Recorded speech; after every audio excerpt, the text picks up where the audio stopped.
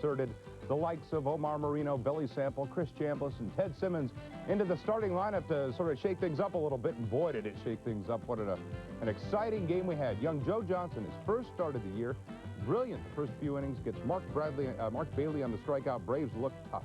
Ted Simmons filling in, catching, had a pair of hits, went the other way off Astros starter Mike Scott to single. He was 2 for 2, was Ted. Then Chris Chambliss filling in for Bob Horner, also a pair of hits. Chambliss drove one in the hole with Simmons running. They ran the hit and run to perfection. Simmons also stole a base. First and third, and the next man up was Billy Sample. Sample, who was playing in the outfield, had a great spring and then launched one off Scott. A little bit of argument, fair or foul? John McSherry said definitely fair. A 3-run shot for Billy Sample. Braves led 5-0, but had to hold on for dear life if you saw the end of the game. Braves win at 8-7, their second win of the year. Joe Johnson picks up his first victory of the season, and now the Braves will return to Atlanta. They are off tomorrow. They are back at home Tuesday night against the Cincinnati Reds.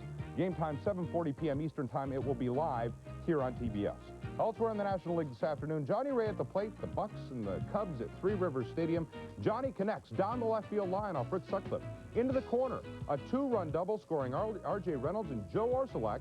The Pirates jump up 2-0. It was all the runs that former Pirate Rick Russell would need. Pirates then open it up. Orsulak on third, very next inning. This time, Lee Mazzilli at the plate. A little flare off Sutcliffe through the drawn-in infield.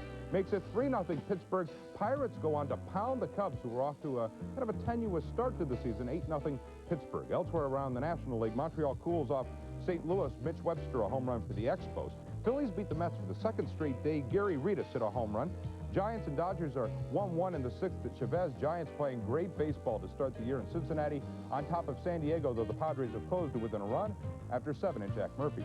Well, the Cleveland Indians are a little bit of this and a little bit of that and a little bit of a lot of teams, including 3 former Atlanta Braves, Brooks Jacoby, Brett Butler, and of course now Phil Niekro. If they could ever gel, they could give some of the big boys in the AL East fits. Ask the Detroit Tigers. They've been giving them fits all weekend.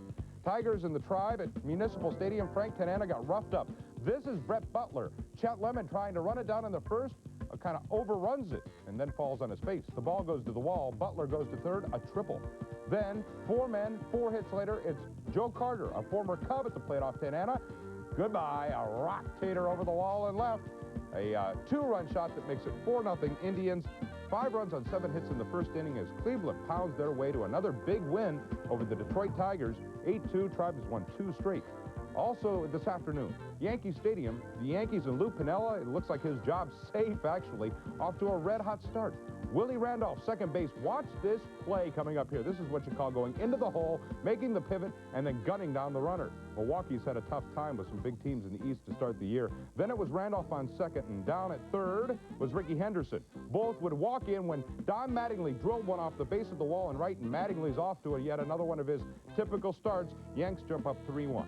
Then after Robin Yount led off the ninth with a home run to cut the score to 3-2, Dave Righetti came in, struck out the side, and Righetti's had a couple of markedly terrific relief appearances this year. Yankees now 5-1 and off to their best start in over a decade.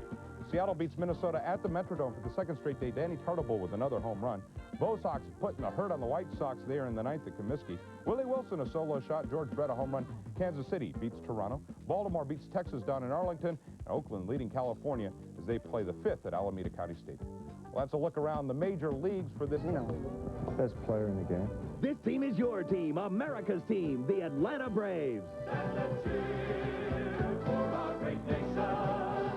Super Sports on the Superstation.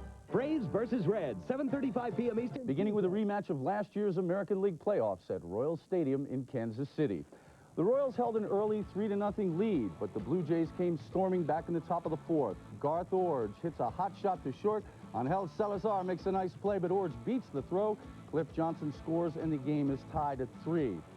Then Kansas City struck back in the bottom half of the inning. What a shot. High towering drive to left by Steve Balboni, and the Royals were back on top 4-3. But not for long, because in the top of the 5th, George Bell golfs one, gets all of it on a Bud Black pitch, sent it deep to center. That knotted the game up at 4. Now, the Royals scored 3 more in the bottom half of the 5th, capped off by Frank White's single to center, which scored Brett from second, and Kansas City led it 7-4. But the Blue Jays weren't lying down. They tried to get something going in the 8th when Bell sends one down the right field line. Watch Darryl Motley, that great diving grab. He'll go you one better. Doubles Tony Fernandez off first to end the threat. The final from Royal Stadium, 7-4 Kansas City over Toronto. Meanwhile, in Yankee Stadium, things couldn't get much sweeter for Lou Piniella. Yanks off to a great start, hitting the ball and playing great defense. Willie Randolph, the backhand stab over to first, and Randolph and the Yankees also had 3 double plays in the game. Home half of the 3rd inning, Randolph at second, Ricky Henderson at third, 1 out. Score tied at 1 when last year's MVP, Don Mattingly, sends one to the wall in right over the head of Rob Deere. Henderson and Randolph come around to score, and the Yankees led it 3-1. Nothing much happened until well into the 9th inning when Robin Yount led it off with a solo home run, and that cut the Yankee lead to 3-2. But Dave Righetti, the stopper, came on to strike out the side to finish the game. It was Righetti's 3rd save. Ron Guidry recorded his 2nd win. The Yankees only had 3 hits in the game, but it was good enough to beat the Brewers by 1. Meanwhile, in Cleveland, Frank Tanana on the mound for the Tigers. First man up, bottom of the 1st. Brett Butler leads off with a liner to left. Chet Lemon makes the dive, can't come up with it. Butler slides into 3rd with a triple. 3 men and 3 hits later, Joe Carter on base. Andre Thornton gets all of one over the wall in left, and the Tribe led it 4-0 over Detroit. Final 8-2 Cleveland. Scott Bales, his first major league victory with 5 1/3 scoreless innings in relief. Every Cleveland starter had at least 2 hits. And in Texas, we go to the top of the 8th. Orioles trailing the Rangers 2-1. Ranger rookie pitcher Jose Guzman on the mound facing Cal Ripken Jr. Men on 2nd and 3rd. Ripken hits a short pop-up to right field. Pete Incaviglia can't get to it. Alan Wiggins scores from 3rd. Lee Lacy comes in from 2nd, safe after kicking the ball out of Ranger catcher Don Slott's glove into the dugout. Guzman's not the rookie, Incaviglia is. Baltimore wins it 3-2. Nick? Well, it's only the first week, as you know, but heading into Sunday, the defending National League champion Cardinals were the only unbeaten team left in that league. Now, there are none. The Expos got homers from Herm Winningham and Mitch Webster, plus a strong start from Bryn Smith and a good finish by Jeff Reardon, and beat the Cardinals 3-2. Meanwhile, it was cold and rainy in Philadelphia, where the Fanatic and friends braved the elements to see the Phils and Mets. This in the 3rd, New York starter Rick Aguilera's fastball down the pipe to Gary Reedus was the pitcher's first mistake. 1-0 Phillies. Next inning, Shane Rawley, throwing for the Phils, shows he has all the moves to get George Foster. Bottom of the 4th, Aguilera walked Glenn Wilson, then, pitching out of the stretch, it's going outside yet, tailing fastball to Darren Dalton, and he crushed it, smacking it off the upper deck facade for a homer that made it 3-0. Rawley spaced 10 hits, got the distance. Phils beat the Mets 4-2. To Pittsburgh, the struggling wayward Cubs still on the road. Rick Sutcliffe in trouble in the 2nd with 2 on. Johnny Ray went with the pitch and poked a sure double down the line, while both R.J. Reynolds and Joe Orsuluk scooted home for a quick Pirates lead. So the Cubs followed by drawing in the infield. Ray moved to 3rd, and Lee Mazzilli followed with a clean RBI single to drive another run home.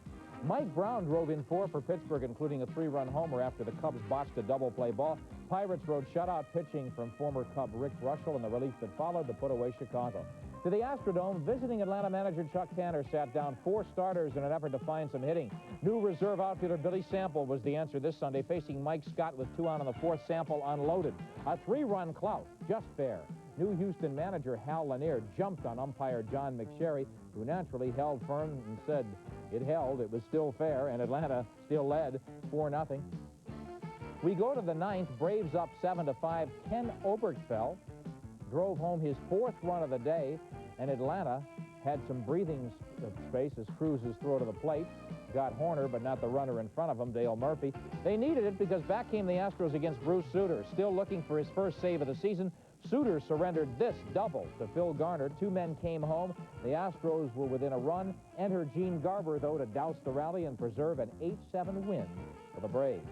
To San Diego, Pete Rose's Reds getting the short end of a home run derby with the Padres, who trailed by a run on the 7th until Kevin McReynolds hit Cincinnati reliever John Franco's first pitch out for a 2-run homer and a 6-5 San Diego lead. Padres hauled out Goose Gossage to close the door, but in the 9th, Cal Daniels reached him opposite field to tie it at 6.